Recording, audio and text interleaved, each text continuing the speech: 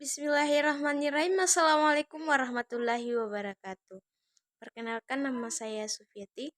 Nomor induk mahasiswa 2222149. Di sini saya akan sedikit menjelaskan mengenai analisis dan evaluasi perencanaan daerah. Langsung saja, pengertian dari evaluasi pembangunan daerah atau EPD merupakan kegiatan evaluasi untuk menilai pencapaian sasaran pembangunan nasional di daerah serta menganalisis permasalahan dan faktor keberhasilan dalam proses pelaksanaan pembangunan sehingga menjadi lensa liar bagi perbaikan kebijakan pembangunan daerah pada tahap berikutnya. Selanjutnya, manfaat pelaksana EPD. Kegiatan ini diharapkan dapat bermanfaat untuk memberikan rekomendasi bagi perencanaan pembangunan pusat dan daerah berdasarkan hasil evaluasi pembangunan daerah. Tujuan dari EPD itu laporan evaluasi rencana kerja pemerintah daerah RKPD. Ini bertujuan untuk melakukan penilaian terhadap pelaksanaan proses perumusan dokumen rencana pembangunan daerah dan pelaksanaan program dan kegiatan pembangunan daerah. Laporan evaluasi ini juga menghimpun, menganalisis, dan menyusun hasil evaluasi kepada SKPD dalam rangka pencapaian rencana pembangunan daerah. Hasil evaluasi menjadi bahan bagi penyusunan rencana pembangunan daerah untuk periode berikutnya. Ketiga, bidang perencanaan, pengambilan, dan evaluasi pembangunan daerah mempunyai tugas menganalisa data pembangunan, menyusun program pembangunan, melaksanakan pengendalian dan evaluasi pembangunan, menyusun laporan perencanaan dan pelaksanaan pembangunan. Fungsi dari EPD yaitu penyiapan bahan perumusan kebijakan teknis, bidang perencanaan, pengendalian, dan evaluasi pembangunan daerah. Kedua, penyiapan bahan dan koordinasi perencanaan program bidang perencanaan, pengendalian, dan evaluasi pembangunan daerah. Tiga, penyiapan bahan dan pelaksanaan koordinasi pembinaan, bimbingan pengendalian dan peraturan teknis subbidang perencanaan dan pendanaan. Keempat, penyiapan bahan dan pelaksanaan koordinasi pembinaan, bimbingan pengendalian dan pengaturan teknis subbidang analisis data dan informasi. Selanjutnya, penyiapan bahan dan pelaksanaan koordinasi pembinaan, bimbingan pengendalian dan pengaturan teknis subbidang pengendalian, evaluasi dan pelaporan. Yang keenam, penyiapan bahan dan evaluasi dan pelaporan bidang perencanaan dan pendanaan, analisis data dan informasi, serta pengendalian, evaluasi, dan pelaporan. Dan yang terakhir, pelaksanaan fungsi lain yang diberikan kepada Bapeda yang berkaitan dengan tugasnya.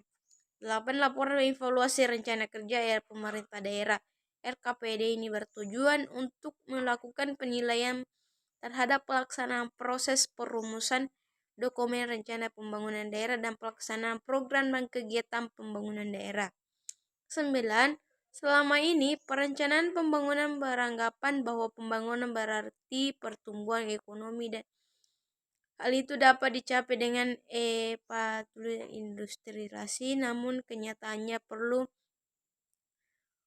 tentu berbanding lurus dengan kesejahteraan masyarakat. Hal ini sebagaimana yang disampaikan dikutip pada Nadrat 1990 bahwa pertumbuhan ekonomi saja tidaklah cukup, namun harus disertai adanya perubahan sosial atau struktur sosial, sehingga pembangunan membawa dampak yang positif.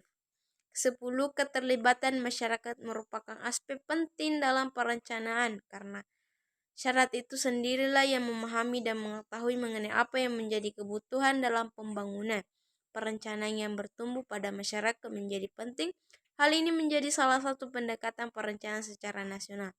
Berdasarkan Undang-Undang Nomor 25 Tahun 2004 tentang Sistem Perencanaan Pembangunan Nasional, dalam perencanaan dikenal dengan 5 pendekatan: pendekatan politik, tektonik, partisipatif, top-down, dan bottom. Tugas dari EPD yaitu menyusun rencana operasional di lingkungan bidang perencanaan, pengendalian, dan evaluasi pembangunan daerah berdasarkan program kerja badan serta petunjuk pimpinan sebagai pedoman pelaksanaan tugas. Kedua, mendistribusikan tugas kepada bawahan di lingkungan bidang perencanaan, pengendalian dan evaluasi pembangunan daerah sesuai dengan tugas pokok dan tanggung jawab yang ditetapkan agar tugas yang diberikan dapat berjalan efektif dan efisien. Yang ketiga, memberi petunjuk pelaksanaan tugas kepada bawahan di lingkungan bidang perencanaan, pengendalian, dan evaluasi pembangunan daerah sesuai dengan peraturan dan prosedur yang berlaku agar tidak terjadi kesalahan dalam pelaksanaan tugas. Yang keempat, menyila pelaksanaan tugas bawahan di lingkungan bidang perencanaan, pengendalian, dan evaluasi pembangunan daerah secara berkala sesuai dengan peraturan dan prosedur yang berlaku untuk mencapai target kinerja yang diharapkan. Yang kelima, menyusun konsep perumusan kebijakan, petunjuk teknis pengelolaan data dan informasi dalam rangka penyusunan rencana pembangunan jangka panjang daerah (RPJPD), rencana pembangunan jangka menengah daerah (RPJMD), dan rencana kerja pemerintah daerah (RKPD) sesuai dengan peraturan dan ketentuan yang berlaku untuk bahan pimpinan mengambil keputusan. Yang keenam, merancang konsep pengembangan sistem informasi pembangunan daerah (SIPD) sesuai dengan peraturan dan ketentuan yang berlaku agar berjalan efektif. Dia melakukan koordinasi dalam rangka pengendalian tahapan penyusunan rencana kerja renja keseluruhan OPD dan kecamatan. 8. Melakukan pengordinasian dalam rangka penyusunan pertanggungjawab LKPJ Gubernur. Selanjutnya, mengevaluasi pelaksanaan tugas bawahan di lingkungan bidang perencanaan, pengendalian, dan evaluasi pembangunan daerah dengan cara membandingkan antara rencana operasional dengan tugas yang telah dilaksanakan sebagai bahan laporan kegiatan dan perbaikan kinerja di masa yang akan datang. Selanjutnya, menyusun laporan pelaksanaan tugas bidang perencanaan, pengendalian, dan evaluasi pembangunan daerah sesuai dengan tugas yang telah dilaksanakan secara berkala sebagai bentuk akuntabilitas kerja. Selanjutnya, melaksanakan tugas kedinasan lain yang diberikan pimpinan baik lisan maupun tertulis. Baik, sekian dari saya. Lebih dan kurangnya mohon dimaafkan. Billahi fisyabil haq, fastabiqul khairat. Wassalamualaikum warahmatullahi wabarakatuh.